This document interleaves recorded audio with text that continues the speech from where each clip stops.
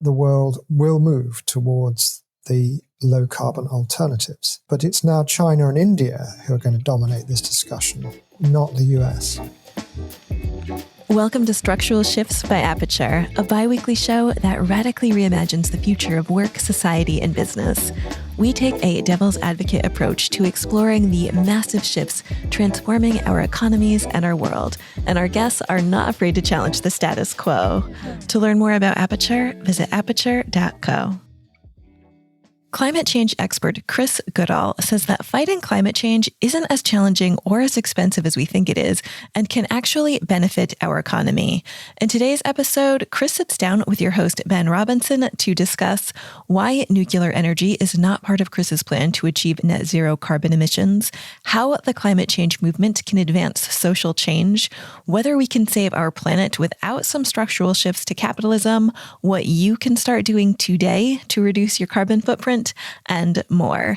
Chris has a gift for communicating about clean technology and climate change in very simple language that everyone can understand. He has written several books, including What We Need to Do Now for a Zero Carbon Future and How to Live a Low Carbon Life. Enjoy the show.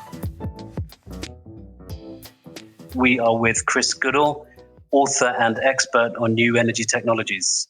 We're going to be discussing with Chris the imperative of moving to a zero carbon economy and specifically discussing his book, What Do We Need to Do Now? Chris, welcome to the Structural Shifts podcast. Hello, nice to be here. Thank you.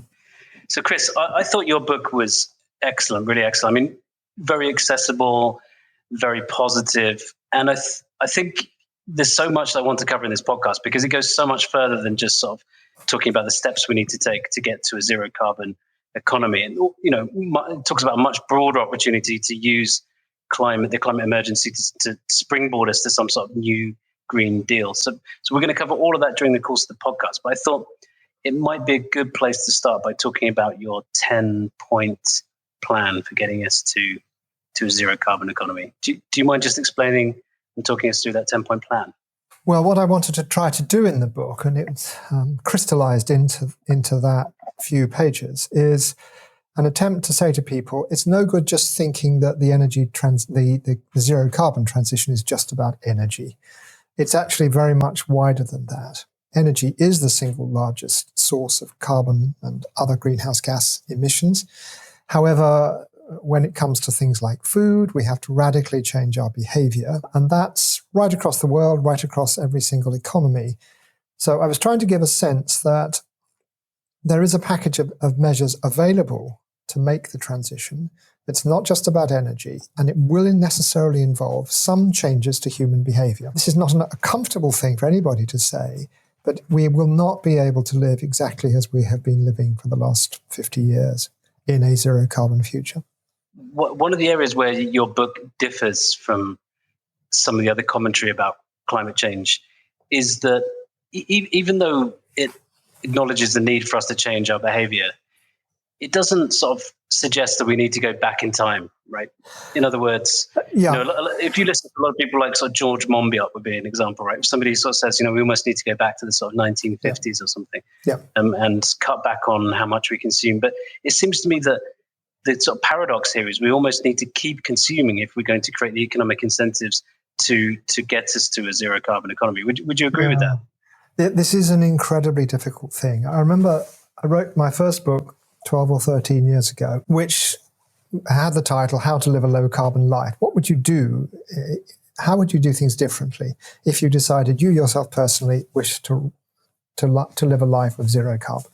And in it, I suggested a number of things had to happen. For example, you need to stop flying. This was very, very unpopular. I'd go and give talks to Quakers i.e. people with exactly the right set of values to make this sort of thing possible. And I'd find that faces would drop as I began to talk about the things which needed to change. That really convinced me that part of the solution has to be technology. We have to push forward in ways that make it possible to switch away from fossil fuels, but retain many of the most important aspects of our modern life. So in this book, I'm saying really there's a mixture. We do need to change our way of behavior. We are not going to be able to eat as much meat. we almost certainly will not be able to fly as much. But there are technological routes for making that compatible with retaining some of our freedom to travel and indeed some of our freedom to eat meat-like substances. So in the case of aviation, we need to move to synthetic fuels and away from fossil fuels, fuels that are made out of hydrogen and carbon dioxide, extracted from the atmosphere, so have a zero carbon implication. And we need to, if you want to eat meat, you're going to have to move to meat that comes from artificial sources, such as lab cultivation or things such as the Impossible Foods burger, which pretends it is meat, but is actually made entirely from plants. In your 10-point plan, or at least around the 10-point plan, you talk a lot about hydrogen. Why do you put so much emphasis on hydrogen? Because without hydrogen, I suspect that the energy transition is completely impossible. And why is that? We are moving around the world to an electricity system which is increasingly based upon renewable energy sources, predominantly wind and solar, the new generation, as well as, of course, as existing hydro in places like Switzerland or Norway. If we build our electricity system around wind and solar, inevitably we're going to have periods when we don't have enough electricity. And at that time, we need to have some form of stored energy carrier. Right. At the moment, all we can possibly do is to use as that backup, that complement to renewables, a gas system where the CO2 is then collected and stored underground. That's possible in some countries, including the United Kingdom. It's not possible in many other parts of the world. So in those places, there is no alternative way of providing electricity when the wind isn't blowing or the sun isn't shining. I'm thinking of places like Germany, where it would be politically impossible to start to store large quantities of CO2. So somewhere like Germany needs to move to a renewables plus hydrogen economy. There really isn't a choice for the electricity system. And that's why hydrogen becomes central. If we've got lots of hydrogen, we can then use it for a multitude of other activities. One, to generate electricity first, but also to provide the energy for steel making, for making synthetic fuels, and so on and so forth. So the world I envisage in the book is one where renewables completely dominate. We build 10, 100 times as much renewable capacity as we've got at the moment. And we use the surplus to make hydrogen, and that hydrogen fills all the energy needs which we aren't otherwise going to be able to accommodate. So in other words, hydrogen becomes the mechanism by which we can store surplus energy and then reuse it. Yeah, exactly. Much more coherently put. Okay, I'm going to try to cover the book in different sections. So the next section I wanted to cover was the sort of political implications or the political shifts necessary. And the first point I wanted to cover was one around the sort of politicization of climate change, because it's very much considered in a lot of countries to be a sort of issue of the left, right? So my first question is, how do we move climate change from being a partisan issue to being a non-partisan or centre-ground policy priority? I'm not entirely certain I agree with that. I think that the severity of the threat from climate change is now, in most countries, recognised across the political spectrum, both conservative and social democratic, i.e. the 80% of the population of most countries in the West. There are places, parts of Australia, for example, where this wouldn't be true. But if you look at public opinion polls in Europe, for example, you will find that the depth of the emergency is understood by people up to the far right, the very far right in most of these countries. So I don't think there's much of a political problem here. But I guess I was thinking more about the US, right, where it seems to be very much a polarized issue. It's certainly changed. And if you ask people in opinion polls, is climate change a severe threat which government needs to do something about or companies need something about, you'll get roughly the same response as you would do in a European country, roughly. It's not that different. However, the large parts of the American political system still reject the widespread use of renewables. Today is a few days after the breakdown of the Texas electricity system. I was going to ask you about that. And there we have, clearly the right has gone for that and said the fault absolutely lies in the failure of wind turbines to keep going when they're frozen. There's nothing one can do about that. But the fact is that wasn't the case. That isn't the case. That is, a lot of wind turbines did cease to work because they haven't been properly weatherized. But the lesson that we ought to be drawing from the series of problems in Texas is that we need to make our electricity and energy systems much, much more resilient than they are, or they seem to have been in Texas. The reason why the Texas system fell over, the most important reason, is the failure of gas-fired power stations to be able to cope with the temperatures, systems going down, as well as, to a lesser extent, problems with wind turbines. Texas isn't well connected, if at all, into the rest of the US system. It doesn't have a market for promises to provide electricity under emergency circumstances, what we in Britain call capacity market. In the result, it has built itself an energy system which is completely incapable of dealing with emergencies. We've got to do something about that. Most European countries recognized that a long time ago, and I don't think it's the result necessarily of a particular political ideology. So, okay, you've challenged the premise of my question. So I'm going to rephrase it, which is, if we have broad political consensus around climate change, which may be the case now, how do we find the political capital to move quicker? Or put another way, why if we've got consensus, why aren't we moving quicker towards a zero carbon economy? I understand the sort of, if I may say so, the pessimism behind that question. But I would say that in my experience, over the last year, there's been faster movement towards a zero carbon future than I could possibly have imagined at the beginning of 2020. And it's not governments that are doing this. It's large companies more generally, people realizing that they have to change if they're going to survive. The examples of large corporations going under because they failed to move fast enough in the energy space is growing, and it will continue to provide examples to companies around the world of what happens if you don't keep up with the energy transition or keep ahead of it. So I think the move isn't necessarily reliant upon government anymore. It's companies and societal organizations more generally which are going to make the shift. Could you give examples of companies that have failed, have been too slow in making that shift? Is it in their core business, or is it indirect? I'm thinking, for example, of the stock market performance of oil and gas companies over the last year compared to specialists in renewable fuels. That's number one. But we're going to see the same thing. Look at what's happening in cars. It's going to happen across the board in a wide variety of different fields where a classic example was gas turbine manufacture 4 or 5 years ago, where the producers, Siemens, Mitsubishi, GE, had thought that gas was going to become the fuel which is used for electricity supply to complement renewables. That turned out not to be the case. Market value was crippled within a space of a few months when that realization became well understood in the market more generally.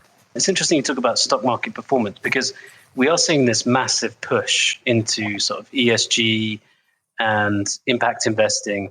Do you think this might provide the mechanism by which companies now start to act, i.e., so much of remuneration is sort of dependent on stock market performance? The individuals are, through their asset managers, now starting to change where they invest, and maybe that's now creating some sort of incentive for CEOs and corporates to act. I don't think it's ESG. I think I think it's conventional greed. It's saying that unless I do something to move my portfolio towards companies that are more fitted to the next few decades, I will lose a lot of money. And that is absolutely to be encouraged. We need to tell people, we need the message to get out to asset holders that they shouldn't, if they want to achieve returns on their investment, they shouldn't be investing in Shell.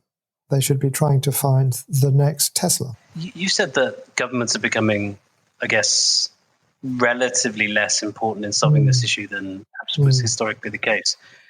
But what about some of these international agreements? For example, we've got Glasgow 2021 coming up. How important do you see international cooperation on this issue being? And then are you sort of more bullish than you would have been now that Joe Biden is in charge and there's kind of, some leadership again on this issue? I'm not completely certain, to be honest, because I think that governments do tend to follow what they think is possible. They're not, politicians aren't leaders anymore. They're responding to the environment in which they're found. We're not going to get people taking difficult decisions. But it does look to me as though the people in charge in China realize that heavily pushing the technologies of the future towards the technologies which are going to take the world towards zero carbon is the right way for their society to move in its own economic self-interest. And once we've got to that point, we don't really have to worry too much about leadership, people taking difficult decisions. Everything becomes a lot easier because it becomes much more transparent that the world will move towards the low-carbon alternatives. I suspect the US government will follow, but it's now China and India who are going to dominate this discussion, not the US. Your book and your 10-point plan. So we didn't actually cover them, so I'm just going to very quickly run through them. So the 10-point plan is renewable energy generation, improving the housing stock, electrifying the transport system, local energy grids, moving away from eating meat, making fashion more sustainable, changing the technology for fertilizers, steel, cement, increasing woodland, reducing flights and shipping, and carbon taxation. They were the 10-point plan. So in that 10-point plan, conspicuous by its absence is nuclear energy. And I just wanted to ask you, is that because nuclear energy is sort of less politically viable after Fukushima? Or is it just because renewables are simply better and cheaper and don't have this stuff? Massively cheaper. And we've got places around the world which will be generating electricity at around below 2 US cents per kilowatt hour, $20 per megawatt hour. We've got, in the example of the relatively small number of nuclear power stations that are being constructed around the world at the moment, average prices well above 5 times that level. So if you believe that you want cheap energy, nuclear is absolutely not the way to go. It's not about the ideology of whether it's appropriate or not. I think nuclear waste storage is a problem that ought to be soluble. I think nuclear power is essentially safe. It's just vastly more expensive than wind and solar. How can we use this climate change movement to galvanize social change? So you talk a lot in the book about how we can use it to improve our well-being and to create a fairer society. How can we practically do that? How can we? Terribly difficult question, and also very difficult to summarize effectively. So if I may, I'll just look at one example of the sort of things that societies. I shy away from thinking governments do this. It's societies that do it, often through local democracy rather than the head office, as it were, sitting in the country's capital, sending out edicts about what needs to happen. And this example is becoming increasingly common around Europe in particular, saying that the center of towns and cities should be dominated by pedestrians and cycles, moving cars out of towns. Why is this good? It's good in a number of ways. It reduces carbon use, for example, but it also brings back into public use, spaces which had been effectively neutralized, car parks, roads, and so on and so forth, which which individuals couldn't use. So we've begun to build the structure whereby community cooperation becomes possible. Towns without cars are healthier. They're healthier both in terms of social interaction. You see more people, you can talk to them, your children can go out and play more. But they're also healthier in the sense that they tend to demand us to cycle or to walk. And in most places in the developed world, people really do need to get out more, to take more exercise. And these places in general will have better health. I think I quote the example of the book of Utrecht in the Netherlands, which is one of the most pedestrian and cycle-friendly places in the world, where the costs of establishing the cycle infrastructure are vastly less than the costs that have been, than the benefits that have been saved in terms of lower health care costs. So just to go back to the meat of the question there, city centres, towns that have been given over to public use are inherently more equal than those places which prioritise the 50-60% of the population who can afford to own and run a car in most societies.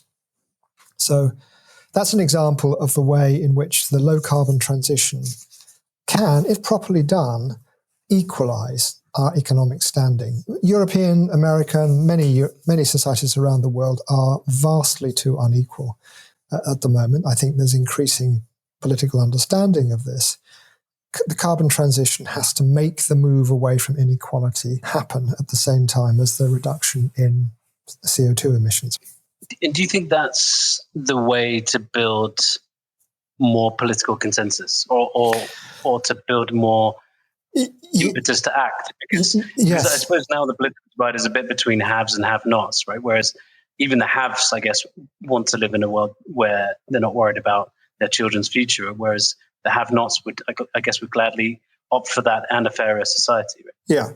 Yeah.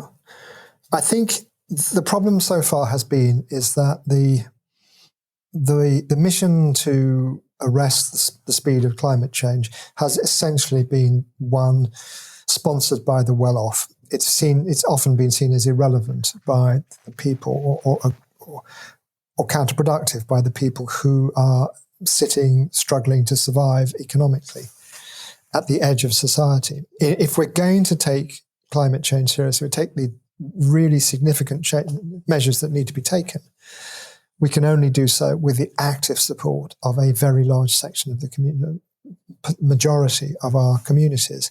That hasn't been the case. And I think pursuing particularly those low carbon moves which are of direct benefit to the less well-off is absolutely vital to the successful transition. And how do you motivate people to change the way that they behave today? How do you provide incentives? For example, how do you talked about flying earlier on? How do you persuade people to take fewer flights? How do you persuade people to buy clothing in a more sustainable way? How do we incentivize these kinds of behavioral changes? Well, it's a whole portfolio of things, isn't it? In the case of flying, I think what we're seeing is the beginnings of a movement which says that it is socially unacceptable to fly, particularly to fly a lot. And when the current pandemic is over, I think we won't see an immediate, if any, return towards the levels of flying which we saw in 2019. That means, so for people in Britain, a large number of whom fly to Spain and Portugal for their summer holidays, may decide that they don't want to do so. Or they may decide, for example, to take the train to these places. So that's moving on to the second point. We do not, in general, have an alternative infrastructure, a mass market infrastructure that replaces the high carbon ways of doing things. So we're beginning to see railway systems around Europe move towards overnight, long distance trains overnight. That's when I was a student, that's the way you got around Europe, and we probably need to go back to that, to be honest. This is not particularly attractive. It's not something which people are going to be that keen about. But I think people increasingly realise that it's probably necessary for a stable climate. So that's just one example of the way in which society might make it easier. But getting people to restrain their consumption in order for the world as a whole to do better is an enormous challenge. I wouldn't doubt that for a second. And I'm probably too naive about this. I'm probably too idealistic. During, let's call it the transition, right? The big transition towards a zero carbon economy. How do we, so the end state is one that's desirable and having read your book, I believe now achievable. But how do we sustain society economically and socially during that big transition? Gosh, this would take a long time. And it's so, if I may use an example of fashion here. Please, yeah. We just to illustrate the sort of things which are going to be necessary and some of the problems that are going to occur. We've got used to being able to treat clothing essentially as single use. I'm exaggerating. But we see it, we buy it, we wear our clothing a few times, we then throw it away. We have no concept of the consequences of that chain of actions. Virtually no clothing is recycled, and that's got to change, but it's, at the moment, probably less than 1% worldwide is genuinely recycled, and it's not gone up very much in recent years. We need to build an alternative system which produces higher quality clothing for longer periods, and an industrial structure around it which allows for rebuilding that clothing as people change, as they sell it to someone else, as it becomes less fashionable. Now, this is a major change to the infrastructure of the clothing industry, and it requires the development of a local refashioning, remaking sector, which will provide good quality employment and already does in some parts of Europe.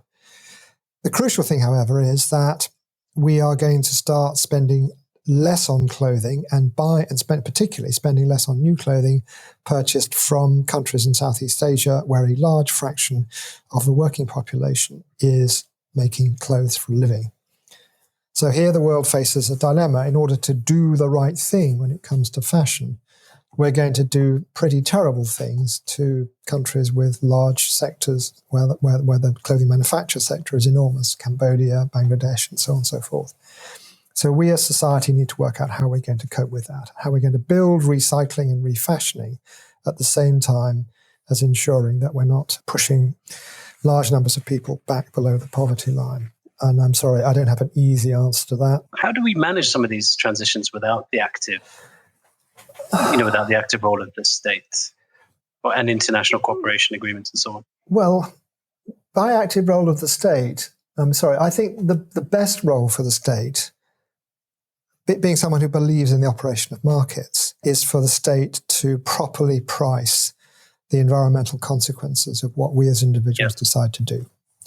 And that's the shorthand for that is carbon price. And I think that's the most appropriate thing for countries to do, is to say, well, preferably for the world to do as a whole, that anything that emits carbon is going to attract a tax of $100 per tonne of carbon dioxide.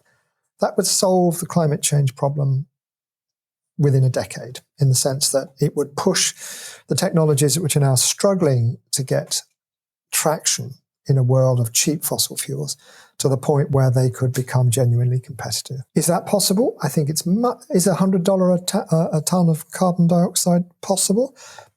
Much more so than it was a year ago. And in the new US administration, we've certainly got people who absolutely believe in the importance of this and doing it on a global level.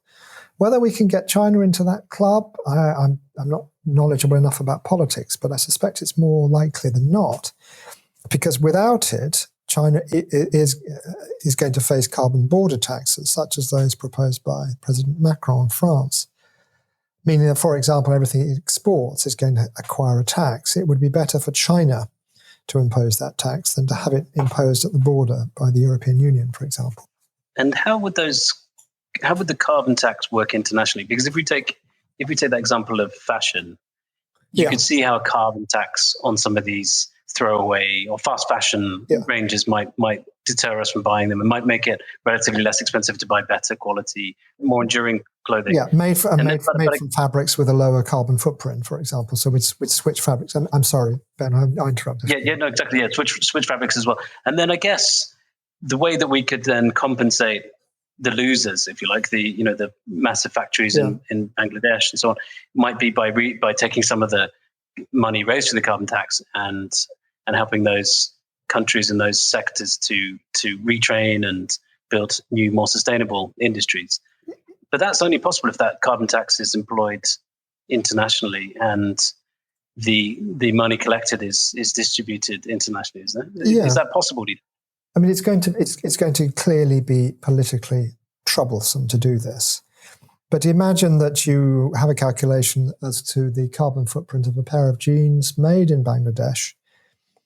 You ask Bangladesh to impose, Bangladesh decides that it wishes to be part of the global carbon tax, and says, right, from now on, we're going to charge at a rate of $100 a ton of carbon dioxide on exports from this country, so that they can go in tax-free to the markets in which that clothing is sold. That, unless I've got this all wrong, that directly provides the financial incentive for countries to do this. Although there's absolutely no question the actual volume of clothing made in these places is going to fall, although it may require a significantly greater labour input, each individual item rather. So, no, a very good question, and I'm not certain I've got an absolutely robust answer to that. In the book, you talk a lot about devolving control to local authorities and communities, and you talk about that in the context of energy grids. Why is that? You just think that local politics tends to lead to better outcomes for the local population? I think where things are controlled locally, they will generally be done better and with the interests of local people more in mind. So call that ideology if you want. It is an ideology. It's a belief that if the elected politician walking down the street going to buy some bread meets someone who is affected by his or her decisions, they, the politician, are more likely to take an action which is responsive to that constituent's needs. So that's at one level. But I'm particularly influenced because I come from the UK, where the utility sector, infrastructure more generally, has been bought up almost entirely now by foreign companies which have no interest in dealing with addressing local needs. Their objective is to return money to pension holders in Australia or Canada or wherever it is. We've got a huge gap between the needs of local communities for example, energy independence, and the need to keep that funding of those dividends flowing from the operation of electricity and gas networks in the UK. So that feeling is mostly driven by an extraordinary upset I always feel when I come across infrastructure, particularly local network infrastructure in the UK, and its resistance to actually refocusing energy generation and energy consumption on local communities.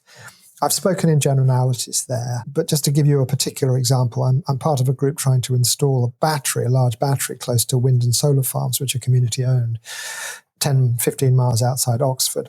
That's proved impossible because although that battery is needed to help Oxfordshire, the county in which Oxford is, develop some form of energy independence, it's being resisted by the costs by the people who own the networks, which we have to connect to in order to make this operationally work. If all this was controlled by the Oxfordshire utility in the way that, for example, it is in Germany or can be in Germany, then we might stand a chance of getting a faster move towards complete decarbonisation of energy supply. And do you think the problem of lobbying and invested interest is greater in a centralized system, therefore, than a decentralized system? Yeah.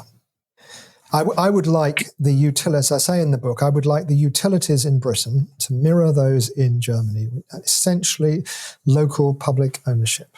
I know it's much more complicated than I've just suggested in Germany, but nothing about the energy system in Britain is controlled or indeed influenced by local societies, local politics, or anything. It is all managed, almost all managed, by external stakeholders who have no interest whatsoever in the health and speed of energy transition of these communities.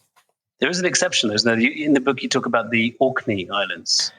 Do you mind just talking us through that example? Because I think that will appeal because we have a lot of technology listeners, and I think that will appeal because it's... Okay, well, Orkney is a very, very interesting test bed for a number of different technologies. It's because it's pretty remote. Much of this is not being watched as closely as it should be by the rest of Europe. So Orkney is a series of archipelago off the northeast coast of Scotland. The nearest island's probably about 4 or 5 miles. That's all from Scotland. It extends over a large area. It's got about population, if I remember correctly, of 20,000. Don't quote me on that. Enormous resources of wind, and also the European Marine Energy Centre. So if you want to put a tidal turbine, to try out a tidal turbine, you do it up there. So most of the time it has big surpluses of electricity. It doesn't know what to do with it.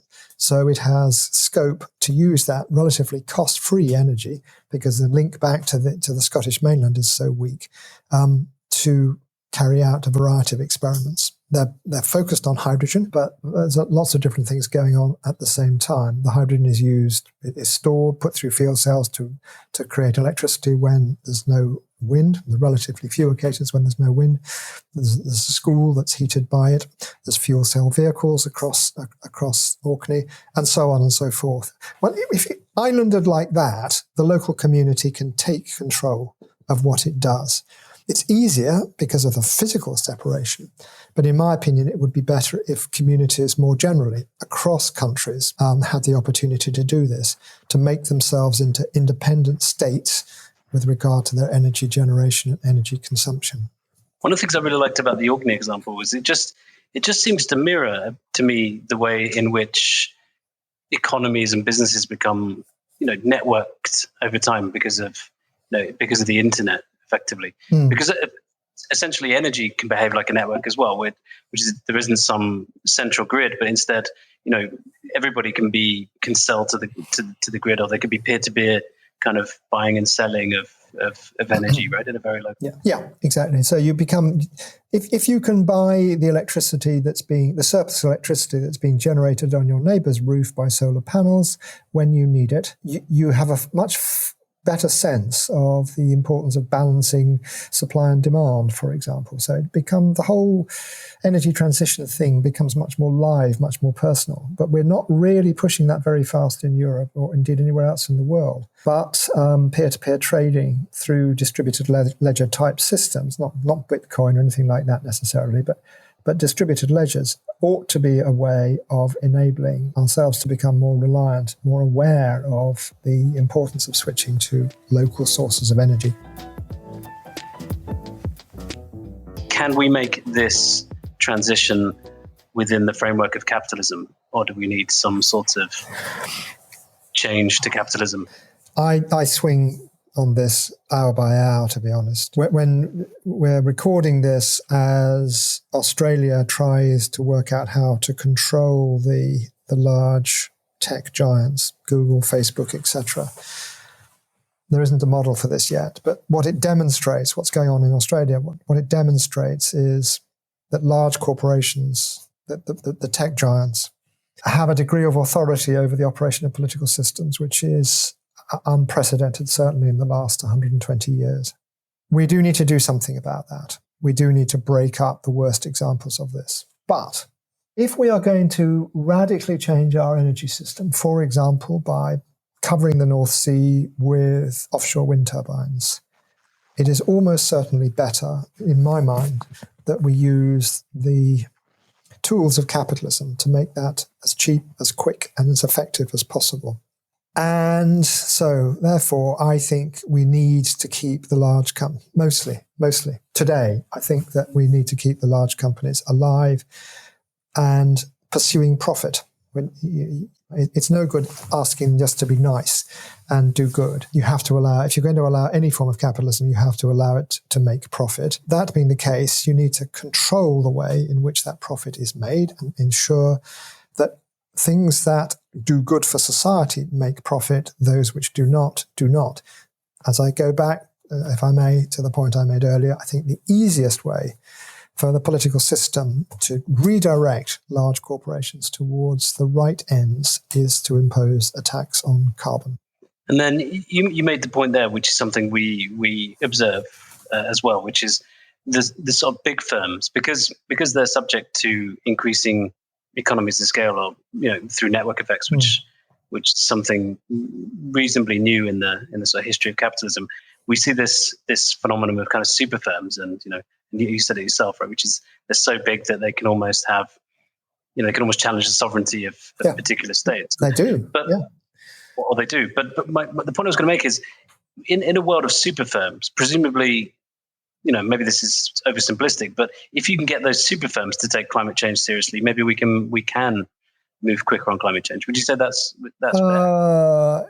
Yeah. Once again, I swing between thinking that the climate pronouncement of large firms, Microsoft, Google, whatever, are real. They are actually doing this. There's no question that these companies are doing something. Whether they're doing it to be good corporate citizens or whether they're doing it because they think in the long run it will be financially advantageous for them, I don't know the answer to that, but I'm not certain it matters. I'm just very glad that the large companies have decided that they're moving in that direction. But just to go back to offshore wind again, if I may, I can't see a way in which $1 trillion is going to be put into the North Sea and other windy parts of the world in the next few years, except by using the capital allocation skills of the likes of the large oil companies. So I want to keep Shell in existence, and I want Shell to realize that its future depends upon low-carbon energy extraction and transformation, not upon drilling holes in the ground. I think that's perfectly possible, but it has to be driven by a financial motive rather than an ESG motive, for want of a better word. I've no love for the amoral large corporation, but I don't think the world is going to manage to make the transition without the likes of Exxon and Shell being part of it. Presumably, one of the reasons why the book is so positive is because you see you see very little kind of opportunity cost through moving to a zero carbon economy. Beyond this, the small sacrifices that we will have to make as consumers and so on. Ultimately, we can get to a situation where everything is better, right? I think so. Everything is better, energy is cheaper, there is more access to goods and services for the whole of our communities, not just the wealthy. I can't now see a reason not to do the transition. Yes, there are going to be some costs, immediate costs, but look, let's face it, the world is awash with capital wanting things to do. Yep. For the first time, certainly in my lifetime, we have central banks trying to pump money into the West. That's a very crude way of putting it, but we've got absolutely no shortage of investment capital available at effectively zero interest rates. That's lucky because because most of the costs of this transition involve a capital expenditure now in return for a reduced cost in the future. That's what you do. You put up a wind turbine. It doesn't cost you very much to run in the future. It costs you a lot to put it in place in the first time. But then you've got wind for 30 years from that turbine if everything goes well. Unless it's frosted up, as in Texas last week. So you're saying we can get a massive multiplier on this very cheap? Absolutely. So this is 1933 revisited. This is the New Deal. This is rebuilding society on the basis of capital and operating expenditure of effectively free capital, which otherwise has nothing to do. And I think the world is well advised, whatever your ideology is, whatever you think about climate change, the world is very well advised to spend that £1 trillion on offshore wind, $1 trillion, on offshore wind turbines at a time, knowing that what this will do is it will reduce the cost of electricity for 30 years into the future. And do you think that the transition to green energy or the Green New Deal can also solve some of the other challenges we see in modern economies around, I would say, notably productivity? I would like to think so. I would like to think that we will run our societies in 30 years' time, by 2050, on a higher ratio of invested capital to output. And if everything goes well, that will mean that living standards are significantly higher. I am very, very dubious, speaking to someone who used to do economics but has forgotten almost all that he ever learned now, as to whether productivity measures that we're now using are actually effective at correctly measuring true productivity. But what I do believe is that by applying capital now, we will end up with higher living standards as a result. But there's also a view, of course, that what we call living standards may actually not be really our underlying standard of living. Correct. Being able to afford more clothes isn't necessarily an index of a higher standard of living.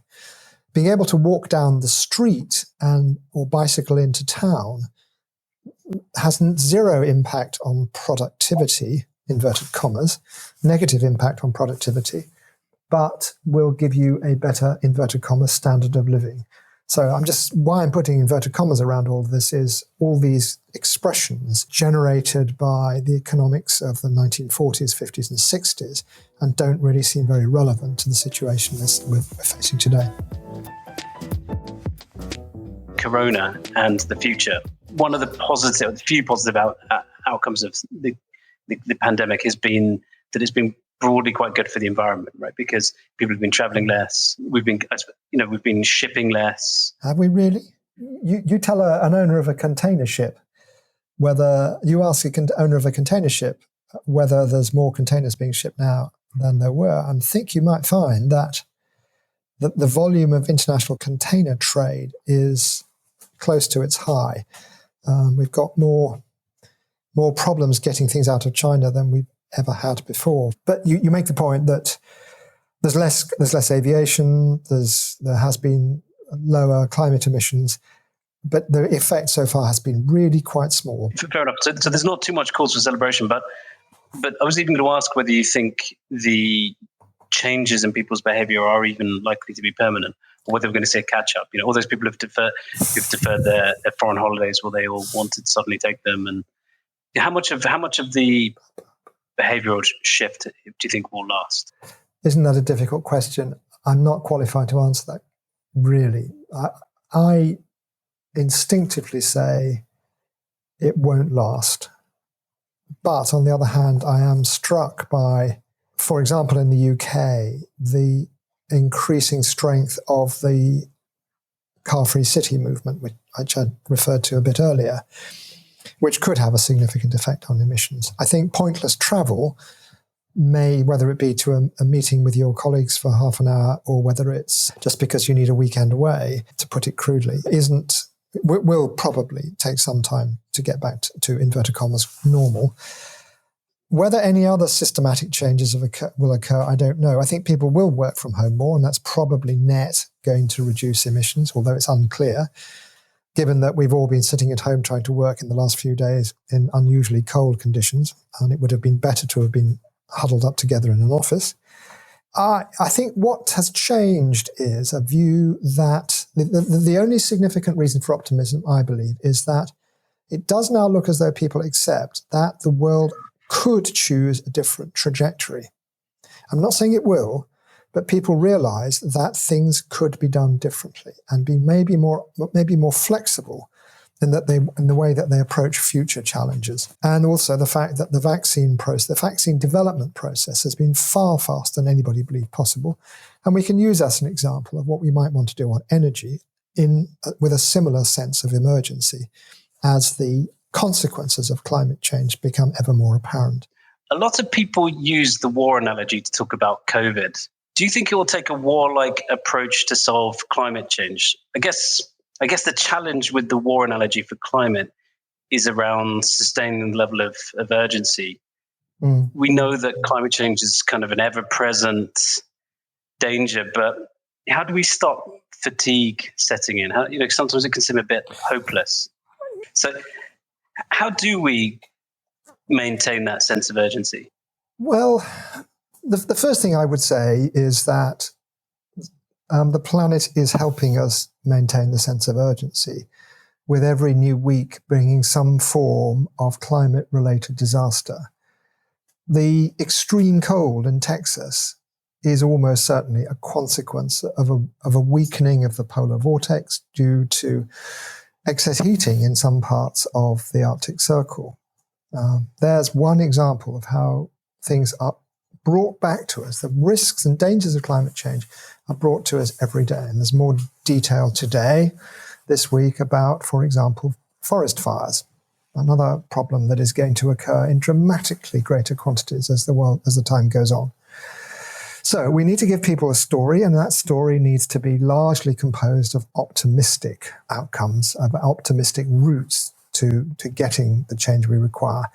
And one illustration of that is the fact that the Financial Times, which for a long time didn't take climate very seriously, now has a separate point on the banner on its website. It's got foreign news, it's got markets, it's got home news, and so on and so forth, and a little section called climate. And in that, the big climate news of the day is being discussed, and it's being discussed usually from an optimistic angle. That is to say, the growth rate of electric cars, the number of new technologies for decarbonizing steel, and so on and so forth. So there's an example of how things that were just presented as apocalypse in waiting are now seen as opportunities for business. Not just opportunities, responsibilities of business to do something about. It's become every week it becomes more feasible to address this. What happens if we don't make the transition, and do we still definitely have time in your view? Well, the climate is going to warn us with increasingly large imperatives that action has to take place. It's not going to get any better as time goes on. The world doesn't have a choice about doing this. It may think it has, but actually we do need to decarbonize. We will also need probably to geoengineer the atmosphere and to collect gigatons a year of carbon dioxide out of the atmosphere. There isn't any alternative. The good thing now is that it's not necessarily a very expensive route to getting out of beginning to shade off the rate of growth of emissions is looking a much more manageable task than it even did 12 months ago. Across the major polluting industries, electricity generation, car transport, etc., the speed of the transition is growing. And there's every reason to believe that it's going to be perfectly possible to fully decarbonize the major sectors if we want to by 2040, 2050.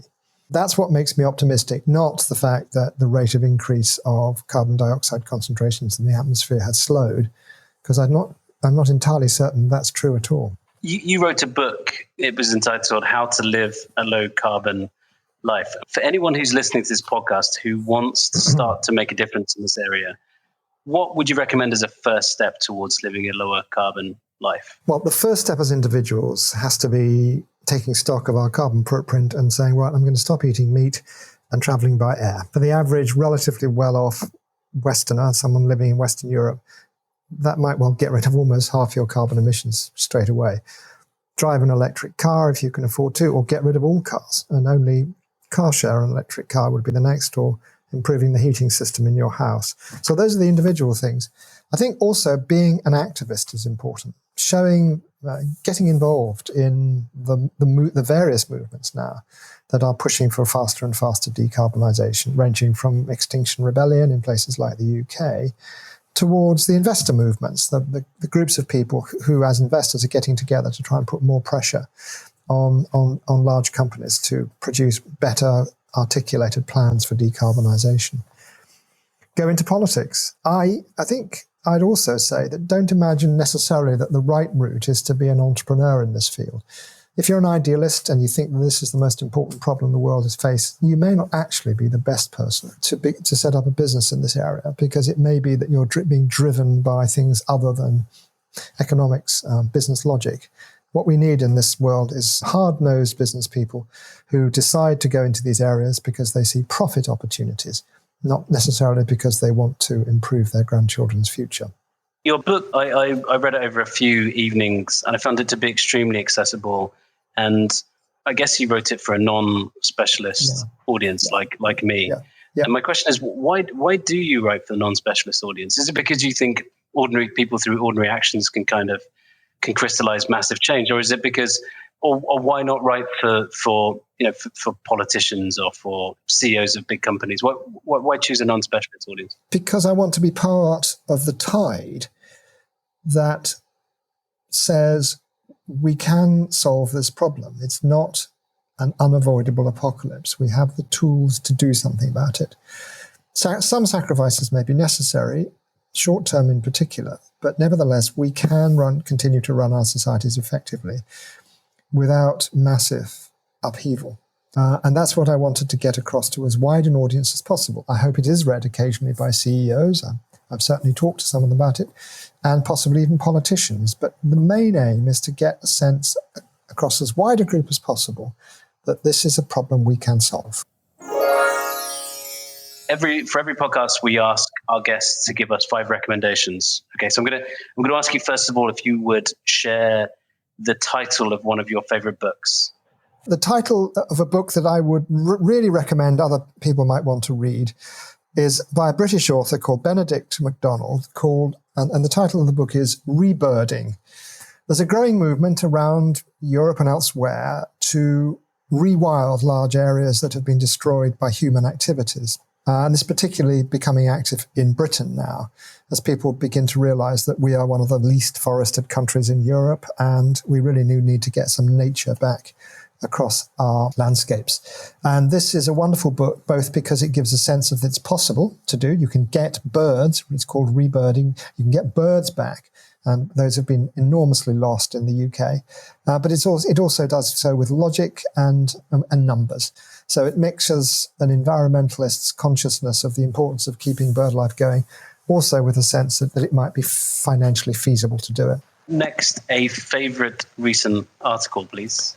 Well, I found this difficult. I read very widely, and I can sometimes barely remember what I've read from one day to the next. But one thing I would say is that we need new news media. Currently, television and obviously social media and online media more generally aren't very good at getting to the bottom of news stories, whether they be about the environment or about politics, about different countries.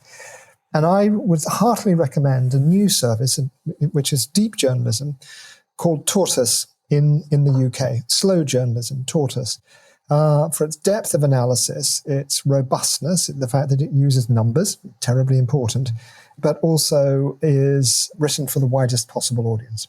Fantastic. And that's a subscription service, is it? That Tortoise is a subscription service. You have to pay to get involved, but anything worthwhile generally should be paid for, and they won't sell your data to other people. Next, please, a favorite thinker or influencer. This is a friend of mine, so I have to confess that. So I'm pushing the work of Kingsmill Bond, who is an analyst who works for a UK NGO called Carbon Tracker, which is the most effective place in the world for trying to persuade large fossil fuel companies and other people reliant on the fossil fuel industry that their time is limited and they need to get out of their stranded assets as quickly as possible.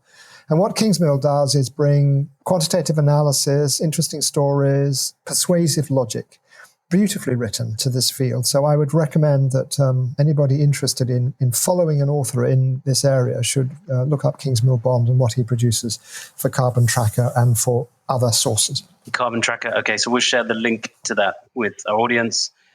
And then next, a productivity hack, please. Well, I find it very difficult. I have to spend a lot of my time writing. I find it very difficult to do so, and I can spend hours just sitting musing about things that I think are related to what I'm doing, but end up with no productivity at all. So my hack is to say to myself, every day I have to do a certain number of words of writing. I'm failing to achieve it so far today, so I'll continue to work on it. I'll continue to writing until I've got that number done, because that's the only thing which can persuade me to live by my productivity promises. Literally, you will not go to sleep until you've hit that number. Is that right? It's the idea. Okay, right. We won't keep you much longer then, so you can hit your target for the day. Yeah. Lastly, a favorite brand, please. Yeah, it's difficult, isn't it? Because anything that's very heavily branded tends to have absorbed some of the less good features of capitalism. So I just wanted to push, in this case, a slightly different sort of company. It's an online delivery service for local fruit and vegetables, predominantly made in the UK. It's called Riverford. It's been around for probably 20 years. It's growing. It's profited from COVID. It delivers very high quality fruit and vegetables directly from farmers in the UK to homes. It was owned by a remarkable entrepreneur, Guy Watson, and one of the most interesting things he's done is he's given the business to his employees, which is something that I think needs to be followed. So for me, the words Riverford produce a very strong, positive brand image. Fantastic. Chris, thank you very much for coming on the Structural Shifts podcast. It's been an absolute pleasure to talk to you. Thank you. Thank you very much. Thank you for listening to Structural Shifts by Aperture. To learn more about us, visit aperture.co. We are strategy for the networked age. Until next time.